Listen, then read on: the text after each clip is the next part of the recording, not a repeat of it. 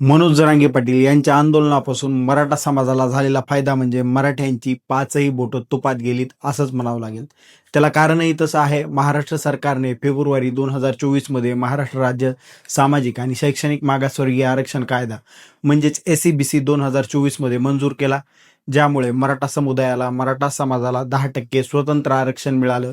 हे आरक्षण सुद्धा मनोज जरांगे पाटील यांच्या दबावामुळे, त्यांच्या आंदोलनामुळे मिळालं. जरी मनोज जरांगे पाटील यांची मागणी ओबीसी आरक्षणाची होती, तरी सुद्धा सरकारने जरांगे पाटलाच्या दबावामुळे स्वतंत्र मराठा समाजाला 10% SEBC आरक्षण दिलं. त्यानंतर मनोज जरांगे पाटलाच्या आंदोलनानं आणखीन पेट घेतला आणि 58,82,000 कुणबी नोंदी निघाल्या.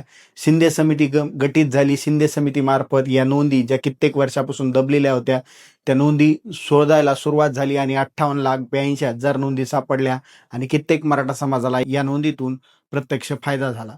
प्रमाणपत्र मिळू लागली. त्यानंतर काही टीकाकार असं म्हणतात की EWS गेलं, पण हे फक्त मराठ्यांसाठी होतं का? तर निश्चितच नाही. त्यानंतर ते असं म्हणतात की EWS आरक्षणामध्ये मराठा समाजाचा वाटा होता. जी आकडेवारी होती ती 8% मराठा समाजाला EWS आरक्षणाचा लाभ मिळत होता. परंतु EWS मध्ये एकटा मराठा समाज नव्हता. त्या बदल्यामध्ये मराठा समाजाला SEBC स्वतंत्र 10% आरक्षण मिळालेलं आहे आणि या आरक्षणामधून केवळ आणि केवळ हे 10% जे आरक्षण आहे ते फक्त मराठा समाजापुरतं मर्यादित आहे.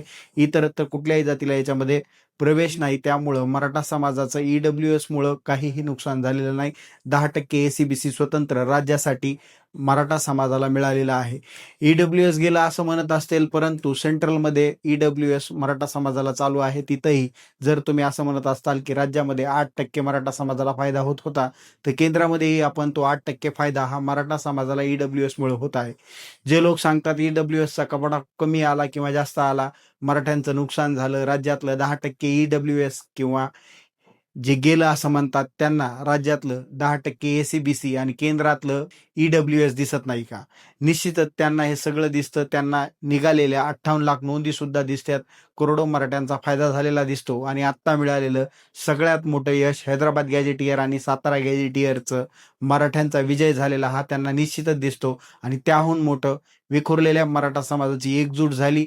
आता हे मनोज जरांगे पाटील यांच्यापासून काहीतरी संभ्रम निर्माण करून मनोज जरांगे पाटील यांच्यापासून मराठा समाज हा हटत नाहीये. त्यामुळे काहीतरी वेगळ्या प्रकारचे संभ्रम निर्माण करण्याचा हा एक केविलवाणा प्रयत्न आहे.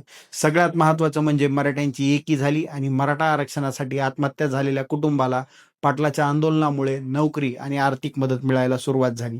आता काही लोकांच्या दुकानदाऱ्या बंद झाल्यामुळं काहीतरी संभ्रम पसरवण्याची ती भाषा करत आहेत, परंतु मराठा समाजानं मनोज जरांगे पाटील यांच्यावर विश्वास टाकला आणि जरांगे पाटील नेहमी सांगत आले की मी 1 इंचही मागं हटणार नाही आणि दिलेल्या शब्दाप्रमाणे त्यांनी मराठा समाजाला न्याय मिळवून दिलेला आहे. सेंट्रलला EWS, राज्यात SEBC आणि मिळालेल्या OBC नोंदी यामुळे मराठा समाजाची पाचही बोटं तुपात आहेत असं म्हणायला हरकत नाही.